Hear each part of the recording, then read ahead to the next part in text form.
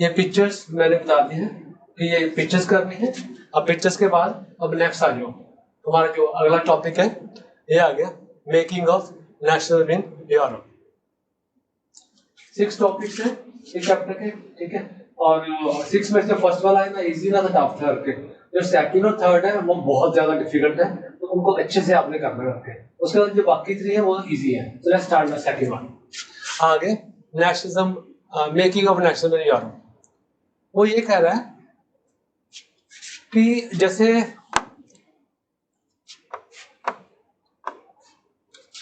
What we know today, Germany, Italy, Switzerland, मैं आपको समझा देता हूँ वो है क्या।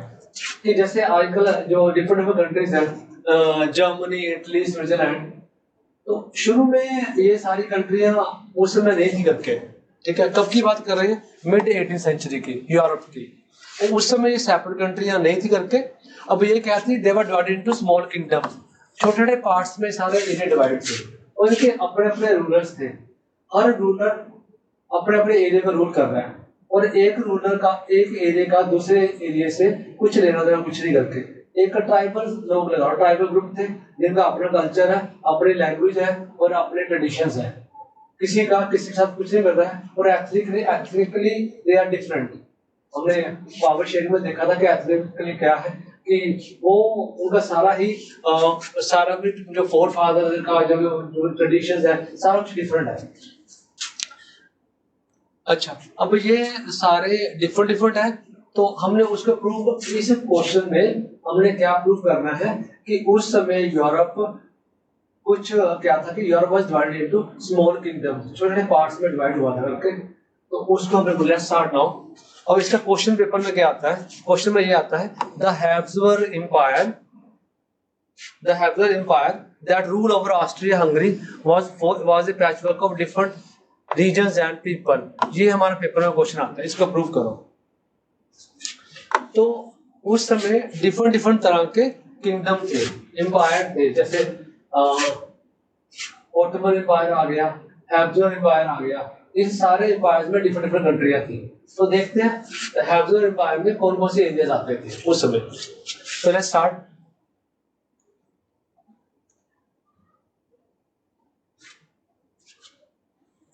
आंसर मार्क करते हैं। इसका आंसर ये सारा नीचे दिया हुआ यहाँ से हो गया। अब ऑस्ट्रिया, इस जो ऑस्ट्रिया हंगरी रीजन था हैब्सबर्ग एम्पायर, इसमें क्या कुछ आता था? नंबर 1 ये आ गया, it include Alpine regions of. Generally इस क्वेश्चन में हमने ये करना है कि उस समय जो हैब्सबर्ग एम्पायर था, जो ऑस्ट्रिया हंगरी रीजन में था, उसमें कौन कौन से एरियाज है, और एरियाज के नाम ही लर्न करने हमने। और बहुत ज्यादा इंपॉर्टेंट क्वेश्चन नहीं है, ओकेजनली कभी आ जाए, पर मेरा ख्याल तो अभी 20-25 साल हो गए पढ़ाते हुए, ये कभी आया तो है नहीं करके। 1 मार्क्स में पूछ सकते हैं, 1-2 क्वेश्चन 1 मार्क्स वाले हैं, वो मैं आपको बता दूंगा। डिफिकल्ट किस लिए है? क्योंकि इसमें नेम बहुत ज्यादा है, तो वो फिर भी आई ट्राई कि आपको लर्न हो जाए, ठीक है। अब पहला आ गया पॉइंट्स बना के कि इसमें अल्पाइन रीजन में क्या कुछ आ गया, ये एरियाज आ गए, बोहेमिया। अब यहाँ पे ये आ गया, और अरिस्टोक्रेसी वाज प्रेडोमिनेंटली। अरिस्टोक्रेसी मतलब जो अमीर लोग थे वो कहाँ पे रहते थे? जर्मन स्पीकिंग वो थे ज्यादा। Aristocracy was prominent German speaking, मतलब जो जर्मन स्पीकिंग लोग थे वो अमीर थे, बाकी ये लोग एरिया आ गए। First point. Second, it also include Italian speaker provinces. अब हैब्सबर्ग एम्पायर में इटालियन स्पीकिंग एरियाज भी आ रहे हैं, प्रोविंस पर एरियाज। इटालियन स्पीकिंग कौन से एरिया आ गए? लोम्बार्डी और वेनेशिया, ये वाला एरिया आ गया। फिर आ गया, अच्छा ये तो एक पार्ट हो गया हमारा। सेकंड वो कह रहा है in Hungary half of the population speak Magyar. ये जो क्वेश्चन है ये 1 मार्क्स में आ जाता है कि हंगरी में जो लोग हैं कौन सी लैंग्वेज बोलते थे? मगयार लैंग्वेज बोलते थे करके, ठीक है। और क्या थे? हाफ स्पोक डिफरेंट डायलेक्ट्स, मतलब डिफरेंट लोकल लैंग्वेजेस वो बोलते थे। मेन लैंग्वेज मगयार थी, बाकी डिफरेंट लैंग्वेज आ गया, ठीक। और जो थर्ड पार्ट है इसका कि इन गलेशिया द आर्टिस्ट स्पोक पोलिश। ये 3 ग्रुप्स तो हो ही गए करके। इसके अलावा जो एम्पायर के जो बॉर्डर पे था, there also lived on the boundaries of the empire. कौन कौन से लोग रहते थे? बोहेमियंस, स्लोवाक्स इन द नॉर्थ, तो ये रहते हैं, ये लोग हो गए क्रोशिया इन द साउथ, ये वाले आ गए रोमन्स इन द ईस्ट, ये सारे लोग आ गए। Such differences did not easily promote a sense of political unity, मतलब इन लोगों में उस समय यूनिटी की फीलिंग कुछ नहीं थी करके, ठीक है। एक ही चीज इनमें कॉमन थी, क्या कॉमन थी? The only type binding this diverse groups together was a common emperor, इनका जो एम्परर था वो कॉमन था, ठीक। अब ये करना है आप लोगों ने, पहले बताना है कि ये अल्पाइन रीजन में कौन सी क्या आता था, ये यहाँ तक बताना। फिर बताना कि हंगरी में लोग कौन सी लैंग्वेज बोलते थे, मगयार लैंग्वेज बोलते थे, और डिफरेंट डिफरेंट छोटी बड़ी लोकल लैंग्वेज थी। और ग्लेशिया में अरिस्टोक्रेसी है वो पोलिश बोलती थी, मतलब अमीर लोग बोलते थे, ठीक है। और उसमें आज बॉर्डर एरियाज में है ये यहाँ पे ये लोग रहते थे, इनमें कोई यूनिटी नहीं थी, एक ही यूनिटी वाली एक ही चीज थी, क्या कि they have a common emperor. ये वाला है, एक बार में नहीं होगा, 2-3 बार हम करेंगे फिर आपको हो जाएगा, और हाफ ऑफ करके आपने लर्न करके लिखना है क्वेश्चन। चलो आज नेक्स्ट पे आ जाओ। नेक्स्ट पे जो टॉपिक मैं बताता हूँ, नेक्स्ट टॉपिक है क्या? नेक्स्ट टॉपिक में वो ये कर रहा है कि हमने बताना है कि उस समय जब मैंने पढ़ा है मिड 18th सेंचुरी, उस समय यूरोप में कौन कौन सी क्लासेस थी, सोशल क्लासेस, कौन कौन सी क्लासेस थी? पहले है अरिस्टोक्रेसी, और उसके बाद फिर बहुत सारे क्लासेस भी हैं। अरिस्टोक्रेसी मैंने इसलिए बोला क्योंकि अरिस्टोक्रेसी के ऊपर अलग से क्वेश्चन आता है, बाकी दूसरी क्लासेस के ऊपर उसमें अलग से क्वेश्चन आता है। तो देखते हैं कि उस समय जैसे हमारे आजकल है रिच क्लास है, पुअर क्लास है, मिडिल क्लास है, तो उस समय कौन कौन सी क्लास के लोग थे वो हमने देखने हैं। अब आज क्वेश्चन आ जाता है गिव ठीक है फीचर्स ऑफ अरिस्टोक्रेसी, ये आ जाएगा। या फिर ये क्वेश्चन आता है socially and politically A landed aristocracy was the dominant class in the continent, ये क्वेश्चन आ गया। इसका आंसर यहां तक आपने मार्क करना है, ये इसका आंसर है। अरिस्टोक्रेसी होती क्या है कि जो रिच लोग होते हैं, अब जो हाईफाई लोग, उनको उस समय अरिस्टोक्रेसी कहते थे। अब इनके फीचर बताने हैं। Number 1, members of the class, जो इसके मेंबर थे वो कैसे थे? They were united by the common way of life, उनका लाइफस्टाइल सेम था। जहां भी डिफरेंट एरियाज में रहते थे, लेकिन अमीर लोगों का लाइफस्टाइल सेम था। नंबर 1। सेकंड पॉइंट क्या आ गया? They owned estates in the countryside, estates में बड़ी बड़ी जो फार्म हाउस है, बड़ी बड़ी जो जगह है, लैंड है, उनके मालिक थे वो लोग। कहाँ पे? In the village, country side मतलब विलेज में उनकी बहुत ज्यादा लैंड थी।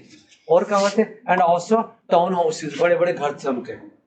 थर्ड पॉइंट आ गया, they spoke French for the purpose of diplomacy in the higher society. जैसे आजकल है हम लोग अपना ज्यादा शो ऑफ करने के लिए इंग्लिश बोलते हैं, कोई पार्टी पुलिस में इंग्लिश बोलते हैं शो ऑफ करने के लिए। उस समय वो लोग क्या है, they used to speak French, diplomacy के लिए, ज्यादा शो ऑफ करने के लिए फ्रेंच बोलते हैं। ये था अमीर लोगों में उस समय। और लास्ट में आ गया कि their families were connected by the marriage आपस में होती थी अमीरों में और अरिस्टोक्रेसी में। और पावरफुल अरिस्टोक्रेसी, दे वर न्यूमेरिकली स्मॉल, लेकिन लास्ट पॉइंट आ गया कि जो उनका नंबर था वो कम था, ज्यादा नहीं थे, अमीर लोग कम ही थे। तो ये हमारा क्वेश्चन खत्म हो गया, फीचर्स ऑफ अरिस्टोक्रेसी, और ये फर्स्ट लाइन भी पेपर में आ जाती है। बाकी फिर हम करने लगे हैं कि उस समय यूरोप में और कौन सी क्लासेस थी। अब अगर आपने चैप्टर अभी इस बार जो बोर्ड का सैंपल पेपर आया है, उसमें जो क्वेश्चंस है वो डीप क्वेश्चंस हैं, वही बच्चे कर सकते हैं कि जिन्होंने चैप्टर को थॉरली समझा हुआ है, थॉरली पढ़ा हुआ है। और अभी भी यूट्यूब पे कोई भी यूट्यूब वीडियो ऐसी नहीं है कि जो लाइन टू लाइन कोई समझाता हो। और लाइन टू लाइन समझने के लिए आपको थोड़ा पेशेंस रखनी पड़ेगी, और मेरे साथ क्या एक लाइन में पढ़ा रहा हूँ और ऐसा ही आपको पढ़ना पड़ेगा, सुनना पड़ेगा, अपने बुक साथ में रख के। हो सकता है कि आपको 2-3 घंटे लग जाए, लेकिन 2-3 घंटों में 1-1 घंटा रोज लगा के तो 2-3 दिनों में आपका ये चैप्टर कवर हो जाएगा। तो इस तरह से करना हम लोगों ने। अब आ जाओ, आ गया कि अदर जो डिफरेंट जो सोशल क्लासेस हैं उनके बारे में बताना हमने कि और कौन सी आप लोगों की उस समय सोशल क्लासेस कौन सी थी, डिफरेंट सोशल क्लासेस उस समय। यहाँ से शुरू हो गया मेजॉरिटी ऑफ द पॉपुलेशन वो क्या थी, पीजेंट्री, फार्मर्स थे। टू द वेस्ट क्या था, bulk of the land was found by small owners, जितनी भी जो लैंड थी वेस्ट साइड पे जो छोटे ओनर्स है वो उसको कल्टीवेट करते हैं। और ये तो हो गया वेस्ट वाली बात। और ईस्ट में क्या था, in the east and central Europe जो लैंड वाली माने खेत है, वो खेत थे, they were cultivated bye serves, जो वेरी स्मॉल फार्मर्स, जैसे गरीब, बहुत गरीब लोग है ना, तो स्मॉल फार्मर्स, स्मॉल लेबरर्स, वो इसको कल्टीवेट करते थे। ये हमारा सेकंड पॉइंट आ गया। आगे आ जाओ, अगला पॉइंट आ गया। पहले वेस्ट कर लिया, ईस्ट कर लिया, अब वो कह रहा है इन the western part of central Europe.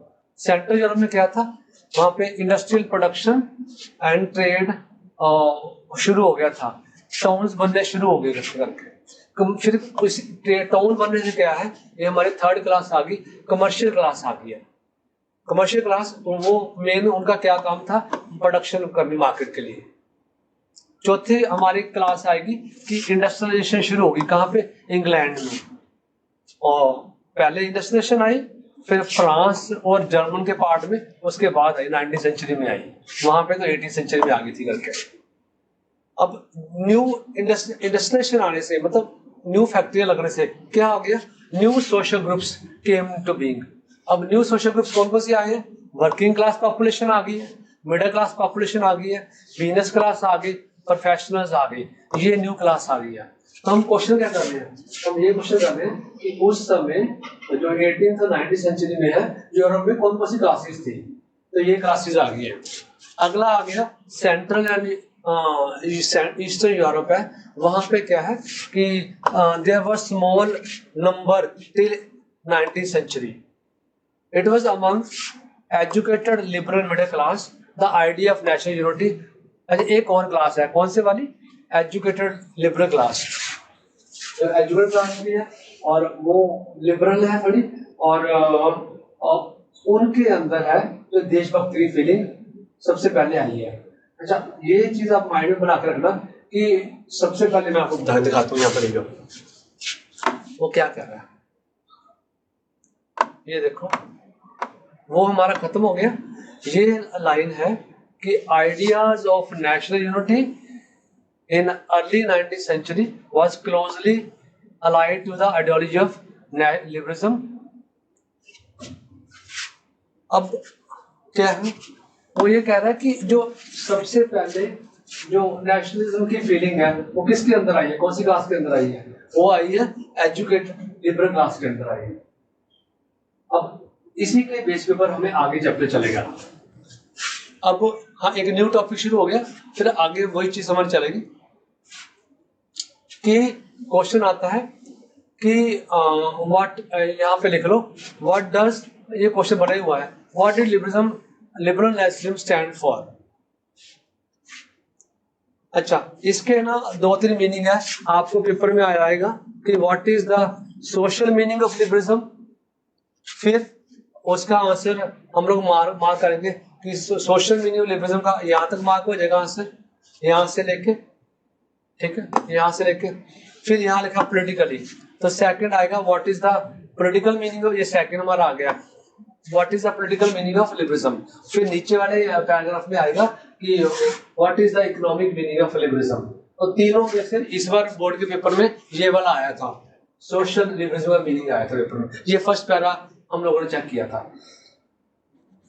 तो सोशल मीनिंग ऑफ लिबरलिज्म ये क्या है, वो कहता है द टर्म लिबरलिज्म, ये कहां से लिया है, लैटिन वर्ड लाइबर से लिया है, which means free.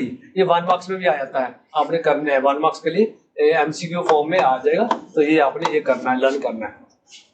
For the new middle class liberalism का मीनिंग क्या था, freedom, freedom for the individual, equality, freedom for the individual और equality for all before law, सबके लिए फ्रीडम हो और इक्वालिटी फॉर लॉ, ये दो चीजें क्या आ गई, ये क्या आ गया, सोशल मीनिंग ऑफ लिबरलिज्म। अब आ गया political meaning of liberalism. Political meaning क्या आ गया, number 1, consent of government, sorry, it means government by consent, इसमें की जो गवर्नमेंट होगी वो लोगों की मर्जी से चलेगी, number 1। Number 2, since the French revolution में क्या था, liberalism has stood for the end of autocracy, end of clerical privileges. Constitution, जो गवर्नमेंट पार्लियामेंट, एक कॉन्स्टिट्यूशन होगा उसमें, और क्या representative government through the parliament. मतलब कि जो पॉलिटिकल मीनिंग का क्या आ गया, पॉलिटिकल मीनिंग वो आ गया जो फ्रेंच रेवोल्यूशन के टाइम पे था लिबरलिज्म का। वो क्या था, ये हमारा आ गया कि इसका एंड ऑफ ऑटोक्रेसी, जो राजा का रूल है वो खत्म करना, फिर जो प्रिविलेजेस मिले हैं वो खत्म करना, और जो एक कॉन्स्टिट्यूशन बनाना, और and a representative government through parliament, जो एक गवर्नमेंट हमारी बनेगी रिप्रेजेंटेटिव गवर्नमेंट। तो ये हमारे चार मीनिंग आ गए, किसके, पॉलिटिकल मीनिंग आ गया। और लिबरलिज्म का सोशल मीनिंग क्या आ गया, freedom of individual and equality of all. ये दोनों हमने कर लिए, सोशल मीनिंग और पॉलिटिकल मीनिंग। लेकिन एक बात अगर आप करो, 9th वाली याद करो कि उस समय क्या था, जब फ्रांस में न्यू कॉन्स्टिट्यूशन बना है, तो अगर आपको याद होगा कि जो उस समय फ्रेंच कॉन्स्टिट्यूशन ने सभी को राइट टू वोट नहीं दिया था, ठीक है। उसमें क्या था, कुछ लोग पैसिव भी थे, जैसे वुमेन हो गया, और जिनके पास प्रॉपर्टी नहीं होती थी, पैसे नहीं होते थे, है ना, और गरीब लोग हो गए, 25 से नीचे वाले हो गए, ये सभी लोग क्या थे, they were considered as passive citizen, और उनको राइट टू वोट नहीं था। तो यही हमारा क्वेश्चन है, ये आ गया कि equality before law did not necessarily stand for universal suffrage. इसको एक्सप्लेन करो। फ्रेंच रेवोल्यूशन के टाइम पे इक्वालिटी बिफोर लॉ का ये मतलब नहीं था कि सबको राइट टू वोट मिल गया। अगर आपको याद होगा, वो कह रहा है if you recall the revolution France, वो याद करोगे तो उसमें क्या था, द राइट टू वोट किसको मिला था, प्रॉपर्टी ओइंग मैन, जिनके पास प्रॉपर्टी थी उनको ही मिला था। Man without property and all women, उनको तो पॉलिटिकल राइट मिला ही नहीं, राइट टू वोट नहीं मिला था करके। थोड़े से टाइम के लिए जैकोबिन्स ने क्या किया था, अडल्ट मेल थे उनको राइट टू वोट दिया था, पर नेपोलियन ने आके वो भी सारा बंद कर दिया। वुमेन को क्या बना दिया, माइनर बना दिया सब्जेक्ट, उनको कोई कुछ नहीं मिलेगा, अपने हस्बैंड फादर की बात ही सुनेंगे। अब क्या था, फिर पूरी 19th सेंचुरी 20th सेंचुरी में वुमेन और जो नॉन प्रॉपर्टी वाले लोग हैं, उन्होंने क्या किया, दे ऑर्गेनाइज मूवमेंट्स, किस लिए, demanding for the equal political rights, कि हमको पूरे राइट्स मिले। तो ये हमारा क्वेश्चन है कि राइट टू वोट का मतलब यूनिवर्सल अडल्ट फ्रेंचाइज नहीं था करके, उसको प्रूव करो। वो हमने प्रूव कर दिया कि फ्रांस में उस समय राइट टू वोट सबको नहीं मिला था, राइट टू वोट उनको मिला था जिनके पास प्रॉपर्टी थी, ठीक है, और फीमेल्स को भी एक्सक्लूड किया था। जैकोबिन्स ने थोड़ा सा दिया था करके, लेकिन नेपोलियन ने आके सारा फिर कैंसिल कर दिया। इसमें ये आ गया। अगला टॉपिक हमारा है कि इकोनॉमिक मीनिंग ऑफ लिबरलिज्म। तीनों अच्छे से करने, social meaning of liberalism, political meaning of liberalism and economic meaning. अब आ जाओ इकोनॉमिक मीनिंग ऑफ लिबरलिज्म, यहाँ पे आ जाओ। ये कह रहा कि इकोनॉमिक स्फीयर में क्या आ गया, यहाँ से शुरू होगा। In economic sphere liberalism stood for the freedom of markets. Number 1 freedom of markets, 2 abolition of state imposed restrictions, जो गवर्नमेंट ने रिस्ट्रिक्शंस लगाई हैं उसको खत्म करना, ये था मीनिंग जब भी, ठीक है। और क्या था, यहाँ तक on the movement of goods and capital during 19th century, this was the strong demand of middle class. यहाँ तक आपने करना है इकोनॉमिक मीनिंग ऑफ लिबरलिज्म। तो इसमें से कुछ भी आपको आ जाएगा, तीनों मीनिंग हमने कर लिए। अब हमने क्या करना है, ये यहाँ पे लिखना है। एक आप लोगों ने देखा होगा एक क्वेश्चन जो 9th में फ्रेंच रेवोल्यूशन थी, फ्रेंच रेवोल्यूशन में जो लास्ट का था हमने किया था कि right is not on Napoleon Bonaparte. उसमें एक लाइन आई थी जो लास्ट उसमें था कि Napoleon has introduced uniform system of weights and measures. तो पूरे कंट्री में उसने सेम वेट एंड मेजर्स वाले सेम शुरू की थी, यूनिट सारी सेम की थी। वो क्यों की थी उसका अब हम answer we going to find out. अब ये है कि let us take the example of German speaking regions in the first half of the 19th century. तो यहाँ पे हम लोग क्वेश्चन बना रहे हैं, न्यू क्वेश्चन बना रहे हैं, ठीक है। लिखो, आप क्वेश्चन लिखोगे कि what was the economic condition, ठीक है, what was the economic condition of German speaking regions in first half of the 19th century. First half of the 19th century में जर्मन स्पीकिंग एरियाज थे, वहां पे economic condition कैसे थी वो हमें देखना है।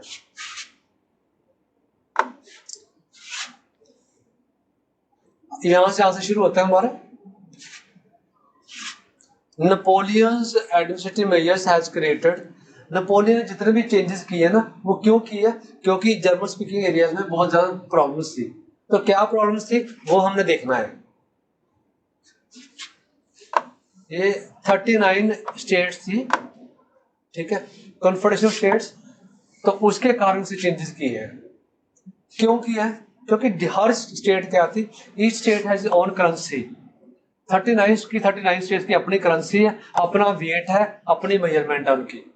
एग्जाम्पल दे रहा है, क्या एग्जाम्पल दे रहा है कि हैम्बर्ग टू नरम्बर्ग किसी को कोई सामान बेचने जाना है तो उसको 11 कस्टम बैरियर से निकलना पड़ेगा और 5% हर जगह पे टैक्स देना पड़ रहा है। 11 कस्टम बैरियर से निकलना पड़ रहा है, 5% टैक्स देना पड़ रहा है एक जगह से दूसरी जगह जाने में।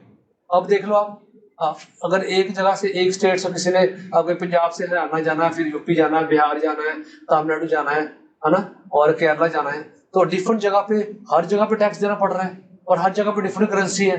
तो आप बताओ बिजनेस करना इजी होगा टफ होएगा? बहुत ज्यादा टफ हो जाएगा। तो ये बहुत प्रॉब्लम्स आ रही थी करके। अब उसके अलावा क्या था कि जो मेजरमेंट थी वो भी सारी डिफरेंट थी। जैसे 1 मीटर होता है, हम तो हमारा एक मेजरमेंट है कि 1 मीटर है कितना है, 100 सेंटीमीटर है। 1 kg है वो कितना है, 1000 ग्राम kg है। अब फॉर एग्जाम्पल वहां पे अगर kg है तो कहीं पे 800 ग्राम है, तो kg 1000 ग्राम होता है, तो कहीं पे 800 ग्राम है, कहीं पे 700 ग्राम है, कहीं पे 200, कहीं 500, कहीं 600। तो हर जगह पे क्या है कि जो वो kg डिफरेंट है, मेजरमेंट डिफरेंट है, तो बिजनेस करने में बड़ी प्रॉब्लम आ रही है। इसलिए नेपोलियन ने क्या शुरू किया था, uniform system of weights and measurements. वो भी बता रहा हूँ, वो ये कह रहा है कि duties were imposed according to the weights and measurements in each region. हर का अपना अपना सिस्टम था वेट्स एंड मेजरमेंट का। इसमें बहुत ज्यादा टाइम कंज्यूमिंग था, कैलकुलेशन बहुत ज्यादा होती थी। एग्जाम्पल ये 1 मार्क्स में क्वेश्चन आता है कि मेजर ऑफ क्लॉथ, पेपर में आता है कि मेजर ऑफ क्लॉथ क्या था उस समय, यूनिट क्या थी, वो आ गया एल, ये मेजरमेंट थी, ठीक है। अब उसमें हर ये डिफरेंट एरिया बता दिए, हर एरिया की यूनिट ऑफ मेजरमेंट डिफरेंट थी, तो कैलकुलेशन करने में बहुत प्रॉब्लम आती थी। ये सारी गड़बड़ी हो रही थी, मुश्किलें हो रही थी, इसलिए नेपोलियन ने बहुत सारे जो चेंजेस किए हैं। अच्छा, क्या कुछ किया, लेट्स सी नाउ। एक तो हमने पढ़ लिया uniform system of weight and measures, और क्या किया उसने। अब ये सारी जो प्रॉब्लम्स हमने देखी हैं, such conditions were view as a problems obstacles in the economic exchange. सारी बिजनेस क्लासेस के लिए बहुत प्रॉब्लम आ रही है। अब वो कह रहा है कि इस तरह से तो अनहिंडर्ड जो हमारी मूवमेंट ऑफ गुड्स, वो पीपल कैपिटल, मतलब विदाउट रुकावट लोगों का आना जाना बहुत मुश्किल हो गया है, बहुत मुश्किलें आ रही है। इसलिए सारी मुश्किलों को दूर करने के लिए फिर क्या बना, एक कस्टम यूनियन बनी, ठीक है, उसका नाम क्या है, ज़ोल्फ्रियम। ठीक, तो आप लोगों को ये क्वेश्चन आ जाएगा, ठीक है, write a note on custom union Zollverein. और ये कब बनी, 1 मार्क्स में आएगा, तो 1834 में। तो इसका आंसर यहां से लेके यहां तक आप लोगों ने करना है इसका आंसर। अब ज़ोल्फ्रियम है क्या थी, ज़ोल्फ्रियम ये थी, इट वाज फॉर्म्ड इन, कब बनी है, on the initiative of Russia. बाकी सारी जर्मन स्टेट्स ने इसको ज्वाइन कर लिए। अब ये रशिया क्या है, जर्मन स्टेट्स क्या है, आगे क्वेश्चन आएगा यूनिफिकेशन ऑफ जर्मनी, उसमें आपको सारा क्लियर हो जाएगा। क्योंकि चैप्टर पहले तो आपको इंडिविजुअली रिवीजन करना पड़ेगा, फिर सारा चैप्टर हो जाएगा, फिर दोबारा पढ़ोगे, फिर जाके आपको सारा चैप्टर क्लियर होगा। कम से कम 3 बार चैप्टर करोगे तब जाके चैप्टर लर्न होगा आप लोगों को। ये समझोगा एक बार देख लिया वीडियो या एक बार लर्न कर लिया तो आपको हो गया, एक बार में नहीं होगा। अच्छा जी, कस्टम यूनियन ज़ोल्वरियम है, ये किसके कहने पे बनी है? रशिया के कहने पे। सारी जर्मन स्टेट्स ने इसको ज्वाइन कर लिया। इन्होंने क्या कुछ किया, इन्होंने अबॉलिश कर दिया टैरिफ बैरियर्स, जितने भी टैक्स लगते थे, जैसे चुंगी वगैरह होती है, वो सारे बंद कर दिए उन्होंने। करेंसीज 30 थी, वो कम के कितनी कर दी? 2 कर दी। ये 1 मार्क्स क्वेश्चन आ जाता है, कितनी करेंसियां थी? 30 करेंसियां थी, कितनी रहेगी? 2 रहेगी। फिर आ गया और उन्होंने क्या किया, वो कह रहा कि the creation of national network of railways further increase the mobility, और ज्यादा मूवमेंट होगी, होनी शुरू होगी, और नेशनल यूनिफिकेशन होगी। तो इस तरह से लोगों के अंदर जो नेशनल सेंटिमेंट की फीलिंग डेवलप होगी है। तो ये क्वेश्चन यही है, हम चैप्टर क्या कर रहे हैं? National in Europe. तो नेशनल यूरोप में वो हम ये करें कि लोगों के अंदर फीलिंग कैसे कैसे आई है। तो इस तरह से भी अब जैसे कस्टम यूनियन बनी है, टैरिफ करेंसीज कम हो गई है, बिजनेस करना इजी हो गया, लोगों का आना जाना शुरू हो गया। तो इस तरह से भी फिर क्या है कि लोगों के अंदर नेशनल की फीलिंग आनी शुरू होगी। चलो आगे, अगला टॉपिक हमारा आ गया ये वाला, न्यू कंजर्वेटिज्म।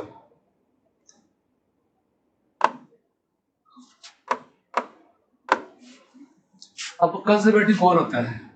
कंजर्वेटिव होता है कि जो ओल्ड ख्यालात का, पुराने ख्यालात का, जो पुराने विचारों वाले लोग आ गए, उसको कंजर्वेटिव कहते हैं।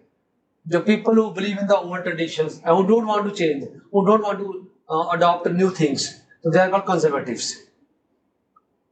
अच्छा, अब जो कंजर्वेटिव, अब हुआ क्या था, लेट्स स्टार्ट नाउ, कि 9th में हमने पढ़ा था फर्स्ट चैप्टर में कि नेपोलियन कहाँ पे हारा था और कब हारा था।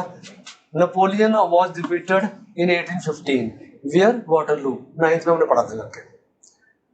अब जब उस समय जो जितने भी मोनार्कीज थे, जितने भी कंट्रियां थी, ठीक है, कौन सी कंट्रियां? Britain, Russia, Austria, who have collectively defeated Napoleon, सबने मिलकर नेपोलियन को हराया था। जब नेपोलियन को हराने के बाद ये सारी गवर्नमेंट्स के अंदर कौन सी फीलिंग थी? कंजर्वेटिज्म की। ये सारे मोनार्क्स हैं, हर जगह पे सारी कंट्री में मोनार्की चल रही है, किंग का रूल है, तो इनके अंदर कौन सी फीलिंग है? कंजर्वेटिज्म की। ये सारे पुराने ख्यालात के लोग हैं, और ये लोग क्या है कि they don't want to change. वो कहते हैं कि जो हमने पुरानी चीजें हैं उसी को ही हमने दोबारा एस्टैब्लिश करना है। तो कंजर्वेटिव बिलीफ, वो क्या बिलीव कर रहे हैं? टू एस्टैब्लिश ट्रेडिशनल इंस्टीट्यूशन, जो पुराने इंस्टीट्यूशंस हैं वो शुरू करने हैं। कैसे? मोनार्की, चर्च, सोशल हायरार्कीज, बड़ा कौन है छोटा कौन है, वो शुरू करना है। Property and the family should be preserved.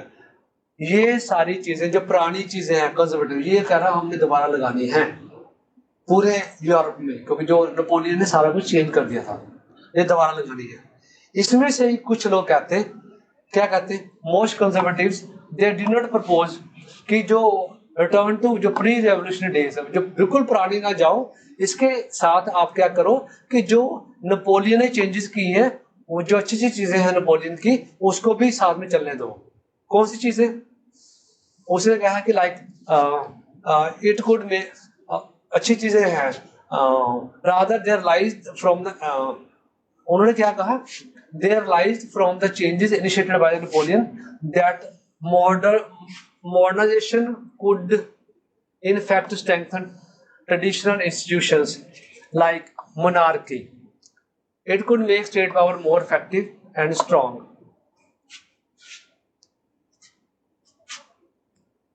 इन्होंने कहा कि जो, दोबारा बताता हूँ, उन्होंने कहा कि कुछ लोग तो कहते थे कि हम लोगों ने पुरानी चीजें को अडॉप्ट करना है, कुछ लोग कहते हैं पुरानी जो अडॉप्ट वो तो करो और साथ में जो नेपोलियन ने चीजें की है उसको भी ऐड कर लो।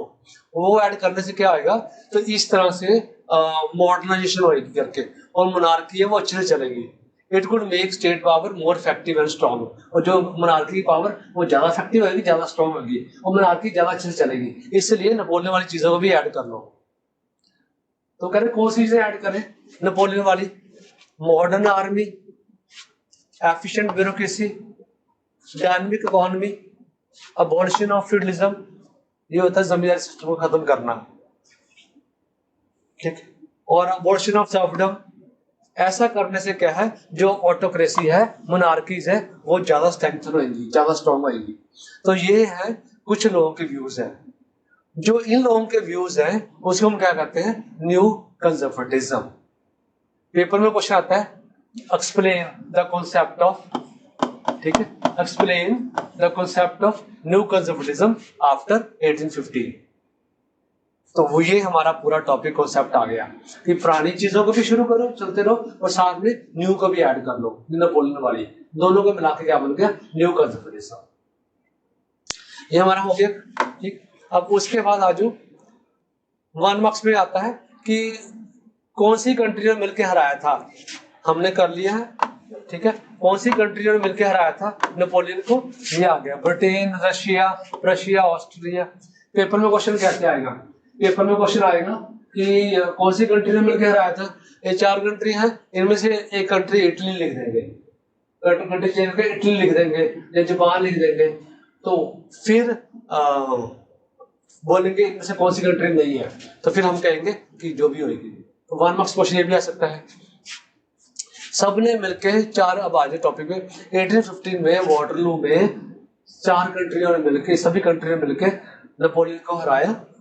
नेपोलियन को हराने के बाद ये सारे मिले, ऑस्ट्रिया की कैपिटल है वियना, वहां पे जाके मिले, वहां पे मिले। इनका हेड कौन था, ऑस्ट्रियन चांसलर ड्यूक मेटरनिच। ये क्वेश्चन है, मतलब 10 में से अगर 10 एमसीक्यू आ रहे हैं तो एक क्वेश्चन ही आना ही आना, मतलब अगर 10 बार पेपर हुआ तो 9 टाइम्स ये क्वेश्चन आएगा ही आएगा। Who headed the Vienna conference, Austrian chancellor Duke Metternich. तो वियना में एक मीटिंग हुई, ठीक है। मीटिंग में क्या हुआ था कि जो जो सारे एरियाज नेपोलियन ने खराब कर दिए, सारे मिक्स कर दिए, उनको डिवाइड करना है। तो उनको डिवाइड कैसे करें, उसके लिए सारे लोग वियना में मिले। उसका हेड कौन था, मेटरनिच। तो सबने मिलकर वियना में जो ट्रीटी साइन की है, तो वो ट्रीटी पे क्या कुछ साइन किया है, वो हमारा नेक्स्ट क्वेश्चन है, बहुत इंपॉर्टेंट। जो मैंने पहले बताया था ना कि 10 क्वेश्चन बहुत ज्यादा इंपॉर्टेंट है, ठीक है, पिछली वीडियो में। तो उसमें हमने एक पहला क्वेश्चन किया था कि कौन से which practices are measured taken by the French revolutionaries, la patrie वाला क्वेश्चन आ गया। न्यू हैम्पशायर, तो वो लापात्रे, फादरलैंड मदरलैंड वाला, फादरलैंड और लीग सिटीजन वाला वो क्वेश्चन।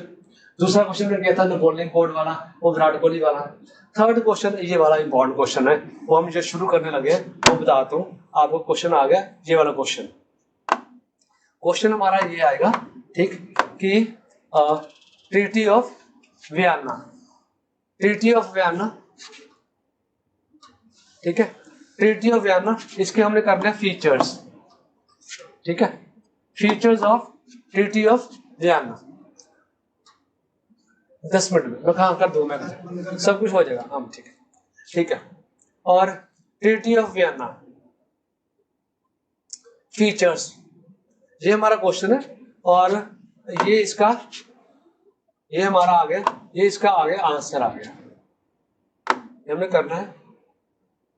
आ जाओ जी, शुरू करते हैं। आंसर मार्क कर ले, ये सारा आंसर है। डिफिकल्ट क्वेश्चन है, ठीक है, डिफिकल्ट क्वेश्चन है, और इसके पॉइंट्स हैं, तो पॉइंट्स बना लेंगे, पॉइंट्स बना के फिर 3 पॉइंट्स करके आपने लर्न करने और फिर लिख के देखने हैं, तब जाके ये क्वेश्चन लर्न होएगा। तो समझा देता हूँ, तो देख लो कि ट्रीटी ऑफ वियना में क्या कुछ हुआ था। नंबर 1, पहले ही 1 मार्क्स में क्वेश्चन आता है कि इसका ऑब्जेक्टिव क्या था। ट्रीटी ऑफ वियना कब हुई थी, 1815 में। ऑब्जेक्टिव क्या था, ऑब्जेक्टिव क्या था, undo most of the changes during the Napoleon Wars. Napoleon के टाइम पे जो जो चेंजेस नेपोलियन ने किए उसको अनडू करना है। पहला तो ये काम करना है। दूसरा पॉइंट क्या था, बोर्बन डायनेस्टी, जो फ्रेंच रेवोल्यूशन में हमने पढ़ा था ना लुई 16 वाला, कि लुई 16 को मार दिया था लोगों ने और अपने हाथ में रूल ले लिया था, ठीक है। तो बोर्बन डायनेस्टी को इन्होंने रिस्टोर कर दिया फ्रांस में। फिर उसके बाद क्या कुछ किया करते, ये हमारा अगला पॉइंट आ गया। फिर जो फ्रांस के पास जितने भी एरिया फ्रांस ने जीते थे, नेपोलियन के अंडर जीते थे, वो सारे एरिया चले गए, फ्रांस से ले लिए। अगला पॉइंट, फ्रांस के आसपास a series of states were set up, ठीक है। फ्रांस के आसपास बहुत सारी बाउंड्रीज लगा दी है, कंट्रीज एस्टेब्लिश कर दी है। क्यों? टू प्रिवेंट फ्रेंच एक्सपेंशन, कि फ्रांस आगे फ्यूचर में आगे ना बढ़ सके, इसलिए उन्होंने बाउंड्रीज लगा दी है। अगला पॉइंट आ गया, kingdom of Netherland which include Belgium was set up in the north. Netherland कहां पे सेटअप किया? नॉर्थ में, मैप में आप देख सकते हो। अच्छा एक चीज और, अभी तो मैं लाइन टू लाइन करा रहा हूं करके, ठीक है। इसके साथ में आप लोगों को 20-25 मिनट की एक वीडियो वन शॉट वाली, वो भी अभी साथ में अपलोड कर दूंगा। तो उसमें क्या है, उसमें पीपीटी के थ्रू एक्सप्लेन किया है, उसमें पिक्चर्स भी है, मैप भी है। तो अगर वो 15-20 मिनट की वीडियो भी आप देख लोगे तो आपको क्लैरिटी ज्यादा हो जाएगी करके। तो उसमें क्योंकि मैप के हेल्प से ज्यादा इजी हो जाता है। अभी तो बुक है, बुक में लाइन टू लाइन करा रहा हूँ करके, तो उस वीडियो से भी हेल्प हो जाएगी, तो उसको भी आप देख लेना। अच्छा, फिर उसके बाद क्या है, Geneva was added to Piedmont in the south, ये हमारा पॉइंट हो गया। अगला पॉइंट आ गया, Prussia was given important areas, कहां पे? In the western frontiers. Austria was given control over northern Italy, but जो जर्मन 39 स्टेट्स है दे हैव बीन अनटच्ड, उनका कुछ नहीं किया उन्होंने करके। ईस्ट में क्या किया? ईस्ट में Russia was given Poland and Prussia was given portion of Saxony, ये वाला पार्ट आ गया हमारा। अभी फर्स्ट टाइम में थोड़ा मुश्किल लगता है कि इतने नाम है, इतना कुछ है, लेकिन जब आराम से 3-3 पॉइंट करके हम लर्न करके लिखेंगे तब जाके हमको लर्न हो जाएगा। 10-15 मिनट में क्वेश्चन लर्न हो जाता है। पहले 3 पॉइंट्स लर्न करो, 3 में होता है, फर्स्ट 2 पॉइंट लर्न करो, फिर अगले करो, इस तरह से हम लोग इसको डिवाइड करके लर्न करके लिखेंगे। फिर 1 मार्क्स में क्वेश्चन आता है कि मेन इंटेंशन क्या थी। Main intention was to restore the monarchies.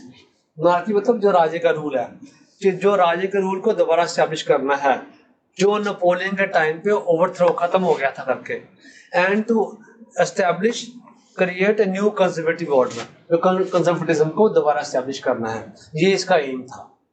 ये हमारा क्वेश्चन हो गया। जो थर्ड इंपॉर्टेंट क्वेश्चन उन्होंने किया 5 मार्क्स में, features of treaty of Vienna, करना है, लर्न करके लिखना ही पड़ेगा, कोई ऑप्शन नहीं है। आप इतना कर सकते हो कि 7 पॉइंट्स मार्क किए हैं तो एनी 5 इजी पॉइंट्स आप वो लर्न करके लिख सकते हो, वो ऐसे हो सकता है। अब आ जाओ आगे। अब इट मींस अब किसका रूल आ गया है? अब यहाँ पे कंजर्वेटिव का रूल आ गया है। कंजर्वेटिव कौन? जो पुराने ख्यालात के लोग हैं, मोनार्कीज वाले, जो सारे राजे हैं, उनका रूल आ गया है। तो हमने प्रूफ क्या करना है, ये हमारा क्वेश्चन है। कंजर्वेटिव रूल रिजीम मैंने rule conservative rule setup in 1815 was autocratic, मतलब ऑटोक्रेटिक मतलब अपनी मन मर्जी करने वाला। तो ये जो रूल था, कंजर्वेटिव रूल था, ये ऑटोक्रेटिक था, ये अपनी मन मर्जी करता था। मतलब जो न्यू रूल आया है, जितने भी राजे बने हैं अपनी मन मर्जी कर रहे हैं, उसको प्रूव करो। कैसे? They did not tolerate criticism, कोई भी उनके खिलाफ बोल नहीं सकता है। They curb activities that question their legitimacy, जो भी उनको क्वेश्चन करता है, ये आप क्यों कर रहे हो, ऐसा क्यों बोल रहे हो, सीधे उसको कर्ब कर मार देते थे, उसको डरा धमकाते थे करके। अगला point, most of them impose censorship. Censorship मतलब कुछ भी लिखना है, कुछ भी छपेगा तो वो पूछ के छपेगा इनसे। जो न्यूज़पेपर में लिखना है, बुक्स में, प्लेज में, जो कहीं भी होएगा तो इनके पूछे बिना कुछ नहीं होएगा। फिर आगे आ जाओ।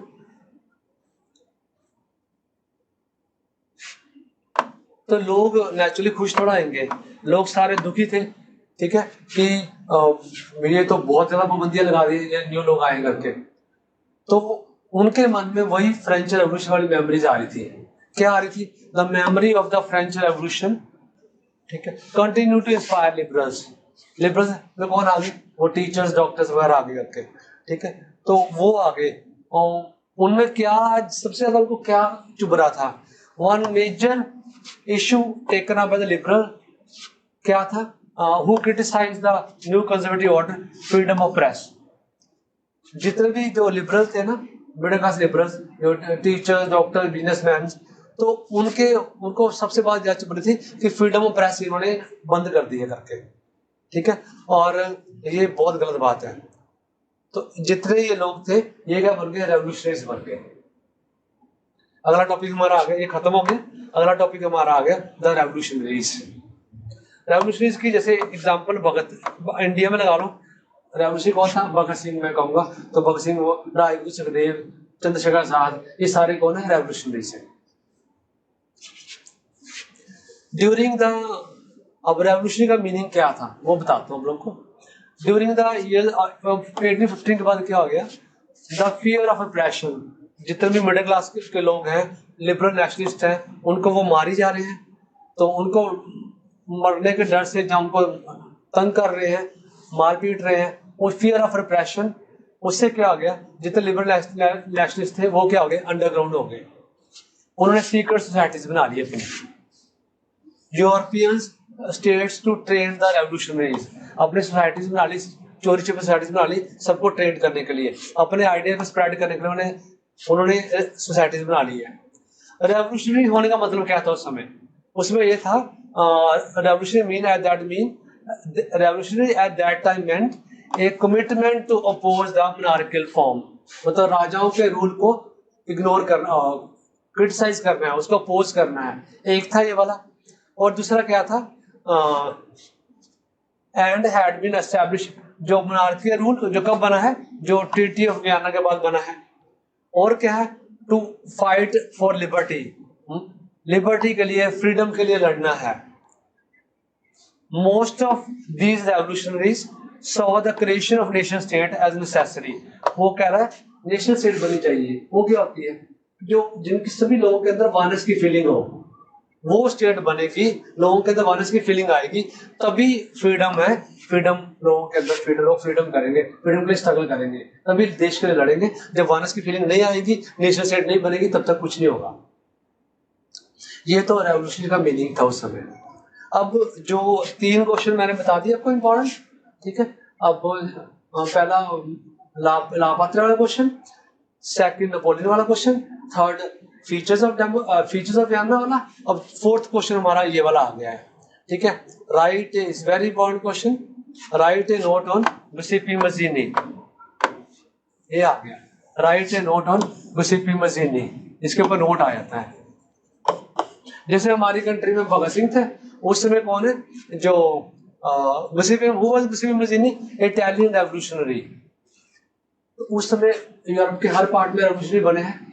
हमने ये एक एग्जांपल देनी है, यहाँ आपकी बुक में एक एग्जांपल है कि हर जगह पे रेवोल्यूशनरी थे। इटली में एक रेवोल्यूशनरी था, उसका नाम क्या था? मज़ीनी। तो उसके बारे में बताओ आप, वो कहाँ? He was born in Geneva. कब पैदा हुआ? 1807 में। एक पॉइंट हो गया। He became the member of secret society, यहाँ पे वो मेंबर बन गया। ये लर्न करना है। 24 ईयर की एज में उसको देश से बाहर निकाल दिया। क्यों? क्योंकि उसने रेवोल्यूशन किया है। कहाँ पे? In Liguria. ये हमारा पॉइंट हो गया। फिर उसने 2 सोसाइटीज बनाई है, एक young Italy in Versailles and young Europe in burn. ये लर्न करना है। ये 1 मार्क्स वाले क्वेश्चन है, सारे के सारे 1 मार्क्स में भी आते हैं, अच्छे से लर्न करना। फिर उस ये वाली हुज मेंबर में लाइक माइंडेड, कहाँ से? जो उसने सोसाइटी में वो लोग लिए जो उसके जैसे दिमाग वाले थे। कहाँ से? From Poland, France, Italy, Germany, हर जगह से लिए। मज़ीनी क्या सोचता था? मज़ीनी बिलीव्ड कि God has intended nation to be natural units of mankind. जो नेशंस हैं वो नेचुरल यूनिट है हमारे। इटली में क्या था? इटली उस समय डिफरेंट पार्ट्स में बटा हुआ था। अभी हम क्वेश्चन करेंगे unification of Italy. Unification of Italy में हम देखेंगे कि Italy eight that time was divided into 7 parts. तो वो उन्होंने बाद में करेंगे। वो कह रहा कि Italy can not be A patchwork of small states और किंगडम्स, छोटे पार्ट्स का नहीं हो सकता, मैंने इसको इकट्ठा करना है। ये आप ध्यान से सुन लो, क्योंकि अगला क्वेश्चन जो आएगा ना, उसके जो क्वेश्चन हम पढ़ेंगे यूनिफिकेशन ऑफ इटली, तो उसमें ये सारा रिपीट होगा। तो मजीनी कहता है इटली को छोटे पार्ट्स में नहीं हम रख सकते करके, तो it has to be forced, मैंने इकट्ठा करना है इसको, किसमें, into a single unified republic, एक हमने सारी सबको मिला के इकट्ठा एक देश बनाना है। This unification along good basis for Italian liberty, तभी जाके इटली के लोग फ्री हो सकते हैं अगर सारा देश इकट्ठा हो जाए। फॉलोइंग हिज मॉडल, जो उसने मजीनी कह रहा था, उस समय सीक्रेट सोसाइटीज पहले उसने यहाँ बनाई थी, बाकी जगह भी बनी है। कहाँ पे, वो set up in Germany, France, Switzerland, Poland, हर जगह पे यहाँ पे सीक्रेट सोसाइटीज बनी है। मजीनी मोनार्क्स के बहुत खिलाफ है कि राजों का रूल नहीं होना चाहिए करके, तो जो सारे राजे थे वो डिस्टर्ब हो गए, वो दुखी हो गए। किससे दुखी हुए करके, मजीनी से दुखी हुए करके, मजीनी से दुखी हुए। तो फिर तो वो कह रहे हैं मजीनीज अपोजिशन टू मोनार्की, एंड जो उसका रूल था कि जैसे लोगों का रूल होना चाहिए, जो सारे कंजर्वेटिव थे, जो सारे राजे थे, वो डर गए, ठीक है, वो डर गए। और उसमें जो हमने पढ़ेंगे, उसमें जो वो था मटरनिच, अभी पीछे किया था, चांसलर ऑफ ऑस्ट्रिया, उसने क्या बोला, ये बहुत इंपॉर्टेंट क्वेश्चन है। मटरनिच ने बोला, क्या बोला, कि Mazzini is the most dangerous enemy of social order.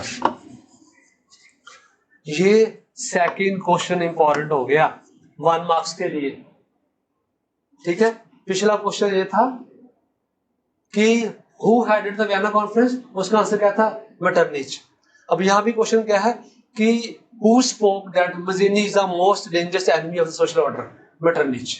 मटरनिच के 3 क्वेश्चन है 1 मार्क्स वाले, वो जो अच्छे से करने हैं। ये सेकंड हो गया, ठीक। तो पूरा पैराग्राफ हमारा जो ये 12 पेज का पूरा पैराग्राफ आ गया, ये हमारा आंसर आ गया, write a note on Mississippi Mazzini, ये हमारा खत्म हो गया, ठीक। चलो आगे आ जाओ। तो इस तरह से हमारा जो सेकंड मॉड्यूल खत्म हो गया। आई होप कि आप लोगों को समझ आ गया होगा, ठीक। अब इसके बाद अब हमारी जो नेक्स्ट वीडियो है, अब उसमें क्या शुरू होगा, इसमें एज ऑफ रेवोल्यूशंस, तो इसका नेक्स्ट पार्ट है, ठीक है। So let's start now next part.